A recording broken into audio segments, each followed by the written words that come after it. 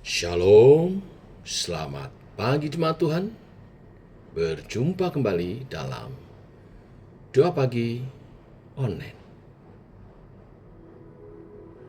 Inilah hidup kami Tuhan, biarlah menjadi tanda cinta kasih kami bagimu, yang telah terlebih dahulu mengasihi dan berkorban untuk kami.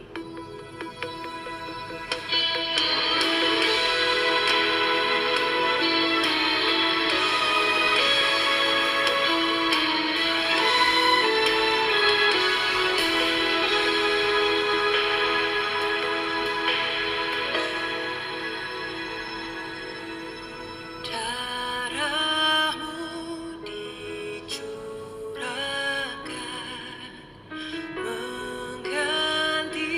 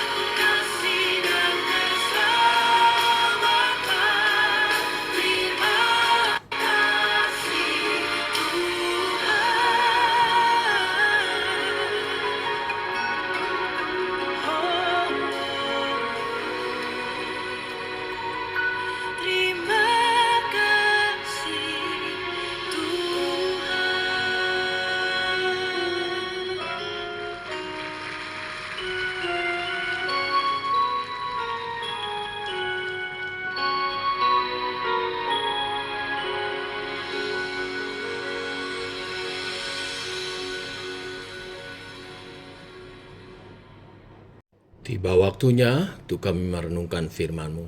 Firman-Mu lah suluh dan terang bagi jalan kami. Berfirman Tuhan, terangi jalan kami, tuntun langkah kami hari ini. Oleh kebenaran firman yang kami renungkan. Dalam nama Tuhan Yesus Kristus. Amin. Bapak Ibu, kita lanjutkan renungan kita. Lukas 6 ayat 27 sampai 36. Demikian firman Tuhan. Tetapi kepada kamu yang mendengarkan aku berkata, kasihilah musuhmu, berbuatlah baik kepada orang yang membenci kamu. Mintalah berkat bagi orang yang mengutuk kamu, berdoalah bagi orang yang mencaci kamu. Barang siapa menampar pipimu yang satu, berilah juga kepadanya pipimu yang lain. Dan barang siapa mengambil jubahmu, biarlah juga ia mengambil bajumu. Berilah kepada setiap orang yang meminta kepadamu, dan janganlah meminta kembali kepada orang yang mengambil kepunyaanmu.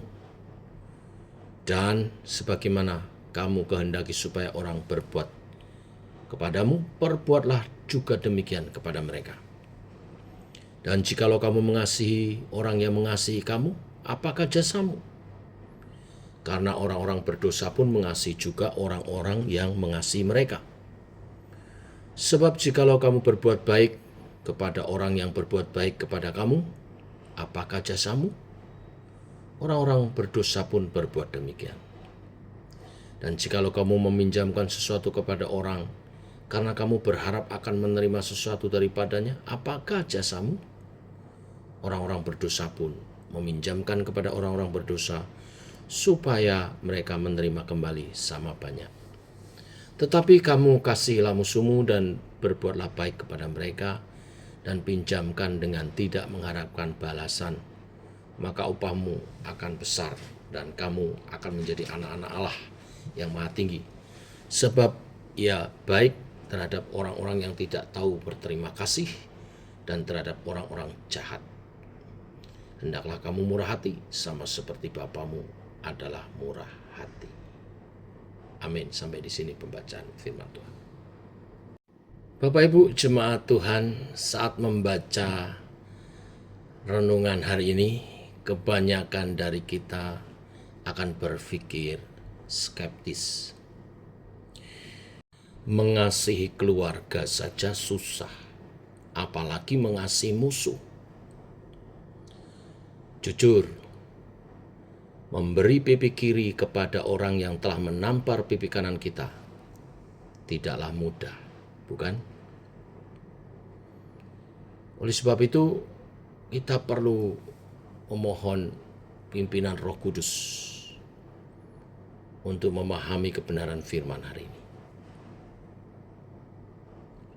Yang pertama-tama, apa yang dimaksud dengan musuh? Yang dimaksud dengan musuh adalah mereka yang membenci kita, mengutuki kita, menganiaya, menyerang. Mereka yang mencapai kepentingan pribadinya dengan mengorbankan kita.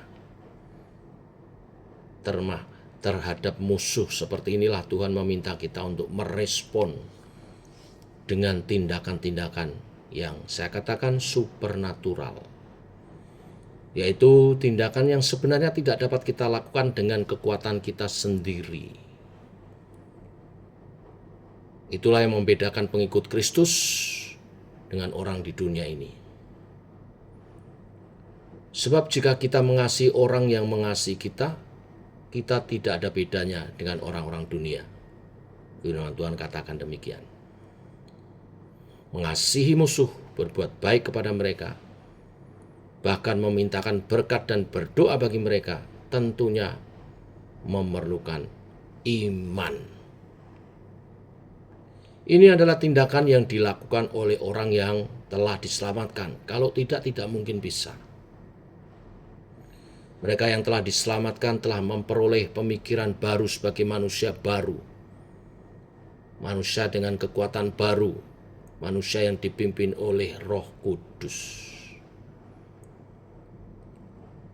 Jadi, jangan lagi berpikir tidak mungkin.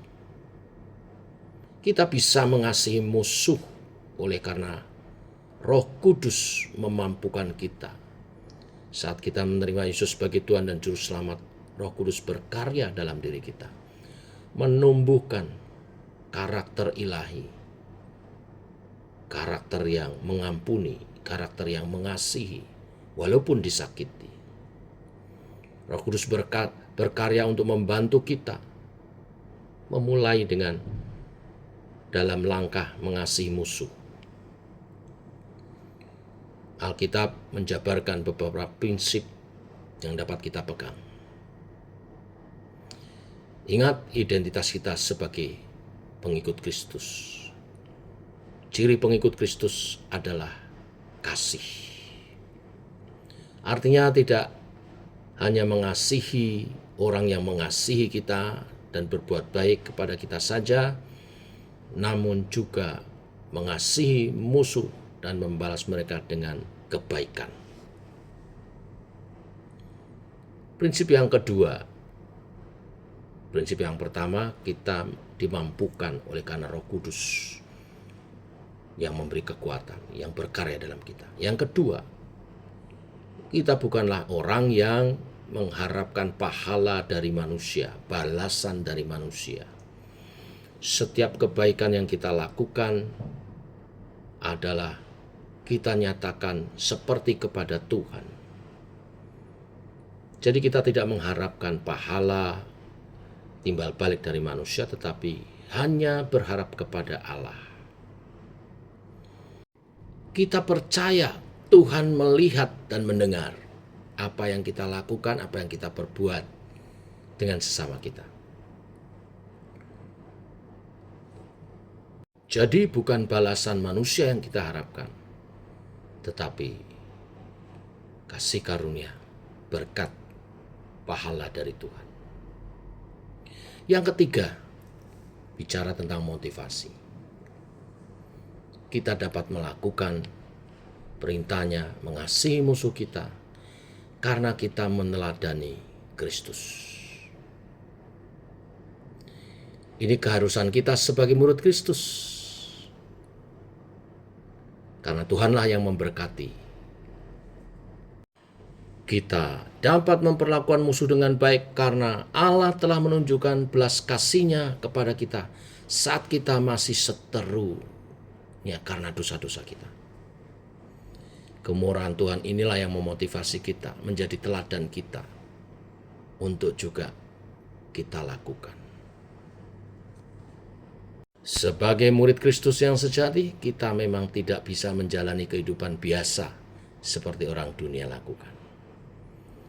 Kita mesti hidup dengan nilai-nilai hidup kerajaan Allah. Dan nilai-nilai hidup kerajaan Allah mendatangkan damai sejahtera di bumi seperti di surga. Bila kebenaran firman hari ini menolong kita menggenapi kebenaran firman, perintah untuk hidup saling mengasihi, bahkan juga mengasihi musuh kita. Ingat, bukan dengan kekuatan kita, dengan iman, oleh pertolongan kuasa Roh Kudus yang ada dalam diri kita. Juga tidak mengharap pahala atau balasan dari manusia. Dan yang ketiga, yang terakhir, kita lakukan semua karena kita mendapat contoh dari Tuhan. Hidup dalam kemurahan. Seperti Tuhan mengampuni kita. Menerima kita selagi kita masih seteru penuh dengan dosa. Mengampuni dan membangun kita kembali. Kita juga melakukan demikian terhadap sesama. Tetapi dalam penerapannya kita perlu hikmat dan kebijaksanaan dari Tuhan. Sebab Tuhan juga tidak memerintahkan kita untuk mati konyol, menderita karena dianiaya oleh dunia tanpa alasan yang jelas. Pagi hari ini saya ajak saudara berdoa buat saudara-saudara kita di belahan bumi lain yang mengalami penganiayaan dari musuh-musuh Tuhan yang menganiaya bahkan sampai membunuh, mengubur hidup-hidup, menembak mati. Tuhan kiranya memberi kekuatan. Tuhan kiranya memberi jalan terbaik. Saya yakin mereka adalah martir-martir Tuhan. Kita berdoa supaya juga ada roh pertobatan terjadi di belahan-belahan bumi bagian lain di mana kekristenan sangat ditindas. Mari kita berdoa. Bapa, kami mengucap syukur untuk kasih dan rahmat-Mu. Pagi hari kami bangun dalam sehat, dan Engkau mengajar kami satu kebenaran. Kebenaran kerajaan Allah,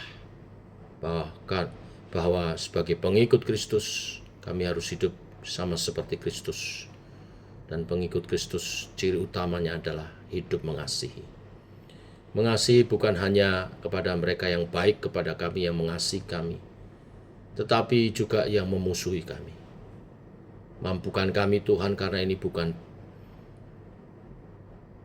kita dapat lakukan dengan kekuatan kami sendiri, tetapi hanya oleh kekuatan daripada-Mu, oleh Allah Roh Kudus yang berkarya dalam diri kami. Kami mampu untuk tidak dendam, kami mampu untuk mengasihi, kami mampu bahkan mendoakan mereka yang menganiaya kami bertobat dan menerima anugerah keselamatan daripada-Mu. Tuhan, kami berdoa secara khusus pagi hari ini bagi saudara-saudara seiman di belahan-belahan bumi yang lain, di tempat-tempat lain, negara-negara yang masih menolak Kristus, menolak kekristenan, entah karena ideologi ataupun karena politik. Kami berdoa untuk saudara-saudara kami di Sudan, saudara-saudara kami di Timur Tengah, di daerah-daerah lain, daerah-daerah konflik. Tuhan, tolong mereka, beri kekuatan supaya mereka tetap berpegang pada iman percaya mereka, bahkan sampai ajal menjemput. Karena setiap mereka yang setia menerima upah, tidak hanya keselamatan kekal, tapi mahkota abadi dalam Tuhan. Teguhkan iman mereka Tuhan, dan kepada para musuh Tuhan, musuh umat-Mu, nyatakan kuasa pertobatan, supaya mereka disadarkan, supaya mereka melihat kasih Tuhan atas diri mereka dan bertobat, dan menghentikan kekerasan-kekerasan ini. Tetapi bila ini semua karena kuasa iblis, karena kuasa setan yang mengacaukan, menipu, Tuhan patahkan dalam nama Tuhan Yesus. Roh-Mu berkuasa melanda pada waktunya Mesias datang kedua kali, memberi Tuhan kedamaian yang sejati dalam kerajaan 1000 tahun damai. Kami menanti-nanti saat itu Tuhan, dengan terus giat dalam iman percaya, membangun iman kami untuk dipersiapkan sebagai tentara-tentara Tuhan, dipersiapkan sebagai prajurit-prajurit-Mu yang akan bersama-sama dengan-Mu dalam kedatangan-Mu kedua kali, menyambut-Mu, bersama-sama memerintah-Mu, bersama dengan-Mu. Ini kerinduan setiap kami. Teguhkan iman kami dalam nama Tuhan Yesus Kristus. Amin. Demikian saudara, doa pagi kita. Selamat pagi. Shalom.